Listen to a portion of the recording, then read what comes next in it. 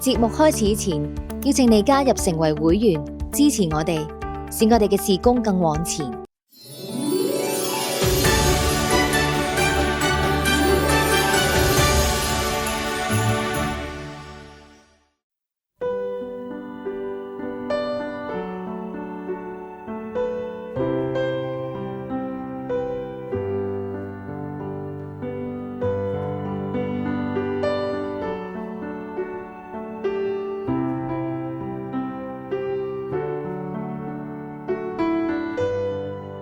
你無論做咩事都要努力做，不勞而獲嘅財物瞬間耗盡，勤勞累積嘅財富日日增加。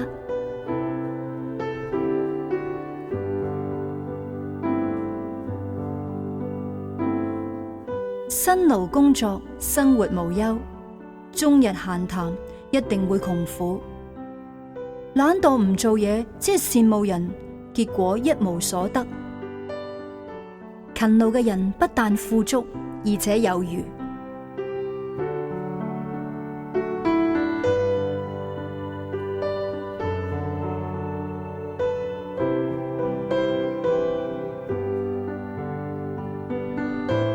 懶惰同浪費係難兄難弟。懶惰嘅人留喺屋企，話外面有獅子等住要食佢。貪睡嘅人窮困潦倒。辛勤工作嘅人衣食無憂。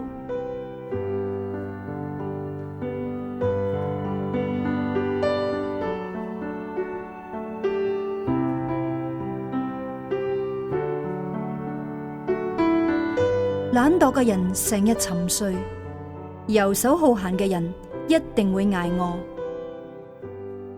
懶惰人伸手攞嘢食，但係懶得將食物放入自己嘅口入邊。懶惰人等於自殺，因為佢唔肯做嘢，佢成日貪得無厭。義人就樂於施捨，毫不吝嗇。懶惰嘅人唔會敲煮狩獵所得嘅，勤勞嘅人就得到寶貴嘅財物。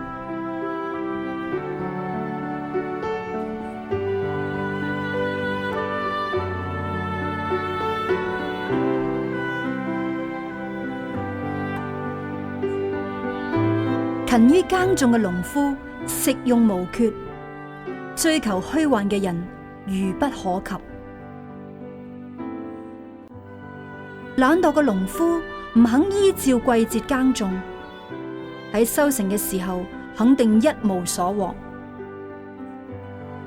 勤勞嘅農夫糧食充足，浪費光陰嘅人難免貧窮。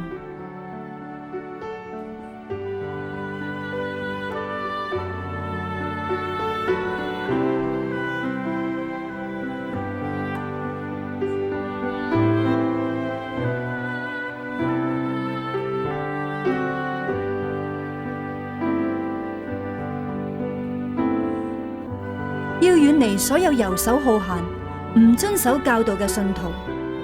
我哋曾經講過，唔做嘢嘅人冇飯食。我哋講咁嘅話，係因為聽見你哋當中有人過住游手好閒嘅生活，成日咩事都唔做，專管別人嘅閒事。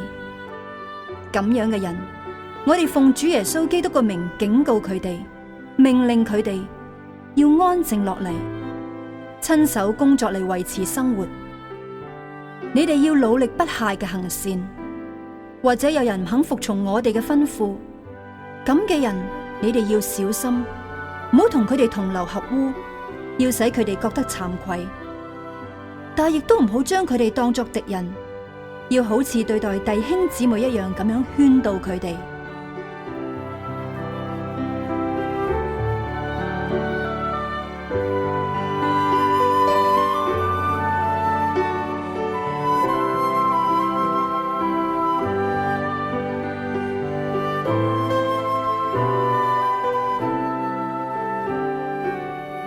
以前偷竊嘅唔好再偷，要靠雙手誠實工作，先能夠幫助貧窮嘅人。我哋最大嘅願望係，你哋每一個人由始至終都熱心，使到你哋所盼望嘅一切事都能夠實現。唔好懶惰，要仿效嗰啲有信心亦都有恒心嘅人，去領受上帝嘅應許。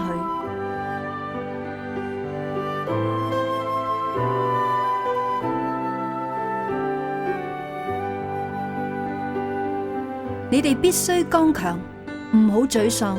你哋嘅工作一定得到賞賜。平凡嘅人靠工作生活，勝過自高自大嘅人挨餓。你見過辦事敏捷嘅人嗎？佢將會為君王效力。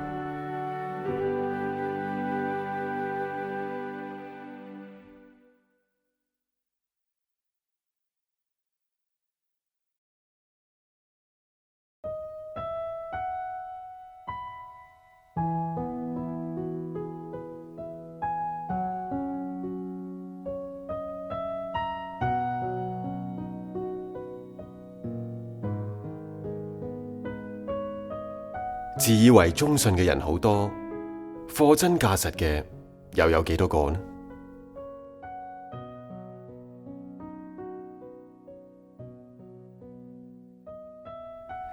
主人對管家所要求嘅就係忠心。可靠嘅使者使到差佢嘅人心神爽快，好似收割時候炎熱太陽下嘅涼水一樣。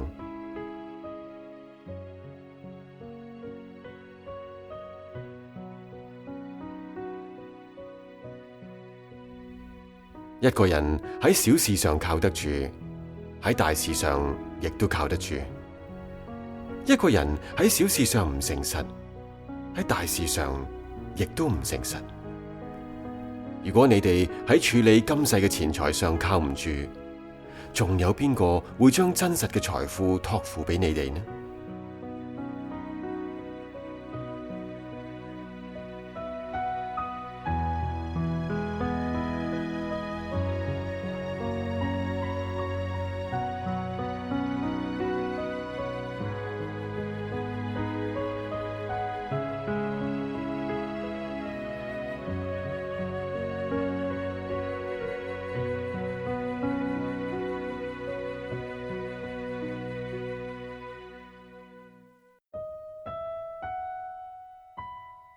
天國又好似以下嘅故事咁，有一個人要出外旅行，佢叫僕人嚟將產業交俾佢哋。佢按照各人嘅才幹，一個俾咗5000個金幣，一個俾2000，一個俾1000，然之後就離開啦。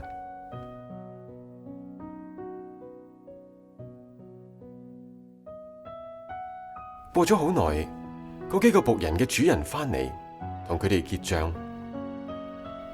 嗰個領咗5000個金幣嘅，帶住另外5000個金幣話：主人，你俾咗我5000個金幣，你睇我另外賺咗5000。主人話：好，你呢個又好又可靠嘅僕人，你喺小數目上可靠，我要委託你管理大數目，入嚟分享你主人嘅喜樂。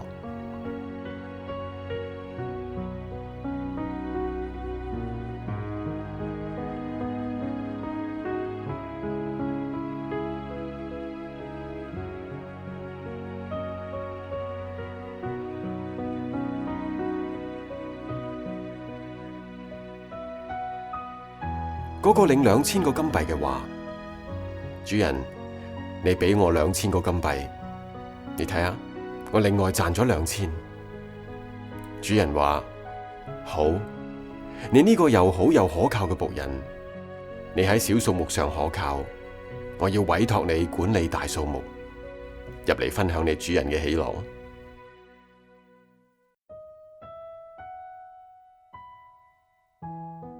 呢個時候，嗰個領1000個金幣嘅僕人亦都嚟到。佢話：主人，我知道你係個嚴厲嘅人，冇栽種嘅地方你要收割，冇撒種嘅地方你亦都要收集。因為我驚，就將你嘅錢埋喺地下。請你望下，你嘅錢就喺返度啦。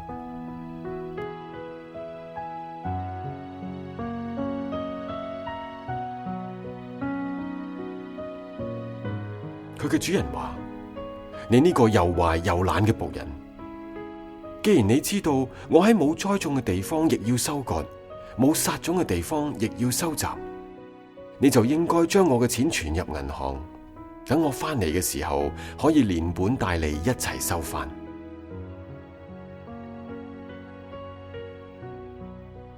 你哋將佢嘅金幣攞過嚟，俾嗰個有1萬個金幣嘅，因為嗰啲已經有嘅要俾佢更多，讓佢豐富有餘；而嗰啲冇嘅，連佢所有嘅嗰少少亦要奪走。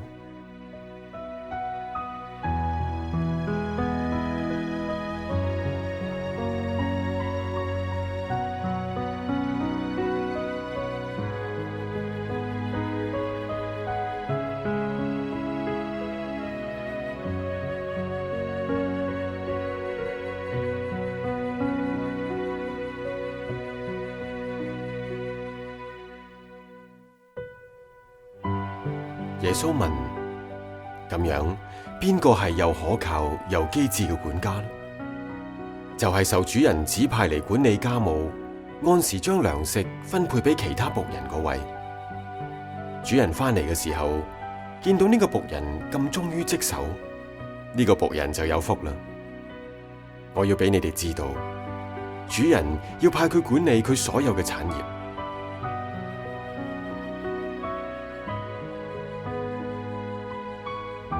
僕人知道主人要佢做啲咩嘢，但係唔準備，亦唔照主人嘅意思做，咁樣佢會受重重嘅鞭打。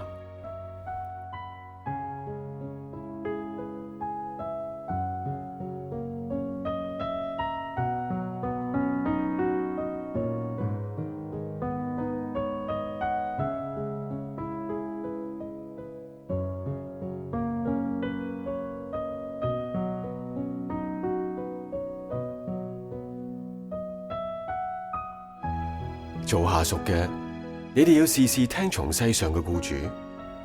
你哋所做嘅唔單止係做俾僱主睇，討佢哋嘅喜歡，而且要出於真心誠意，因為你哋敬畏上帝。無論做咩嘢，你哋都要專心一意，好似係為上帝工作，唔係為人工作。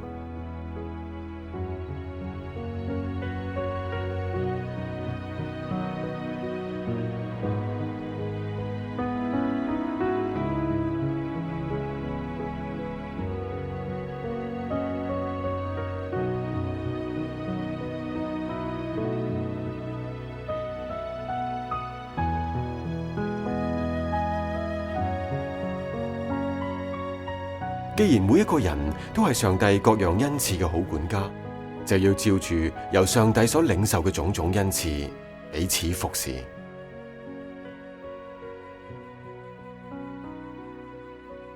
上帝係公道嘅，佢唔會忘記你哋為佢所做過嘅工作同愛心，就係由你哋不斷幫助其他信徒所表現出嚟嗰種。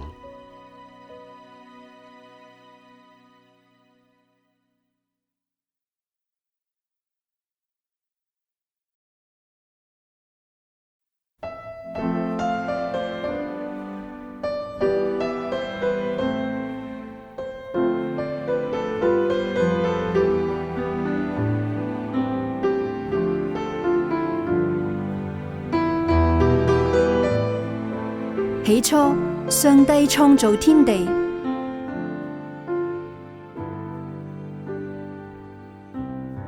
上帝話：我哋要照住自己嘅形象、自己嘅樣式做人，俾佢哋管理魚類、鳥類同埋一切牲畜、野獸、爬蟲等各種動物。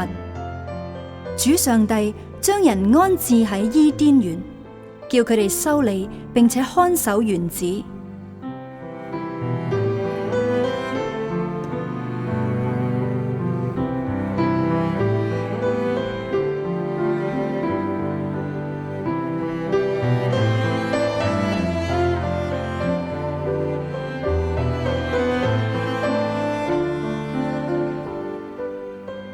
上主啊，你係我哋嘅父親，我哋好似泥土，你好似圖像，我哋都係你親手所做嘅。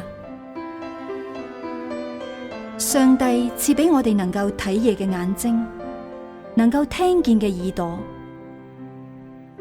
上帝係我哋嘅創造者，佢藉住耶穌基督改造我哋，要我哋行善，係佢一早已經計劃要我哋去做嘅。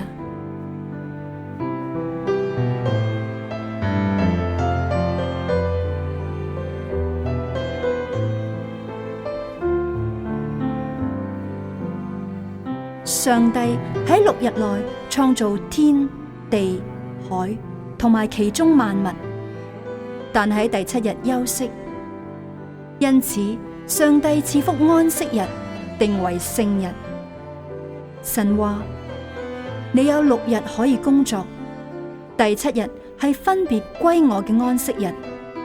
呢一日，無論係你嘅兒女、奴婢、牲畜或者僑居嘅外族人都唔可以做嘢。喺第7日一定要休息，即使係耕種或者收割嘅期間，亦都要休息。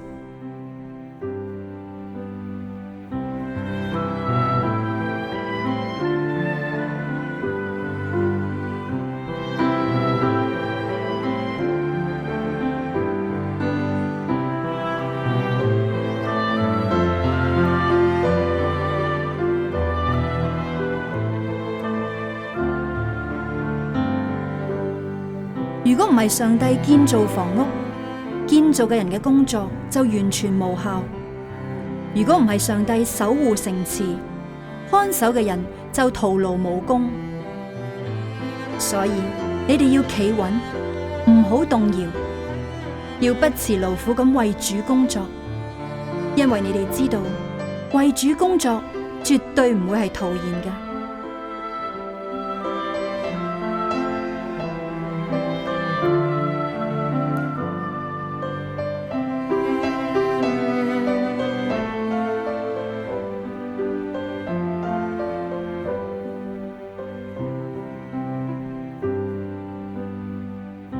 大衛王對佢兒子所羅門話：你要堅強勇敢，你依家動工，唔好驚慌，亦都唔好沮喪。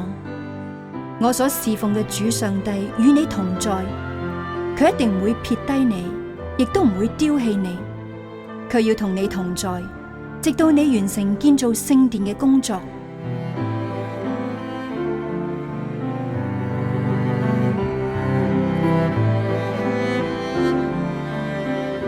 願你哋由上帝榮耀嘅權能裏邊得到堅強嘅力量，有耐心忍受一切，要以快樂嘅心感謝天父，因為佢使你哋有資格分享佢為我哋喺光明國度裏邊所保留嘅福澤。咁樣，你哋嘅生活就會合乎主嘅要求，凡事令佢歡喜。同時，你哋會喺生活上邊結出各種美好嘅果子，對上帝嘅認識亦都會增進。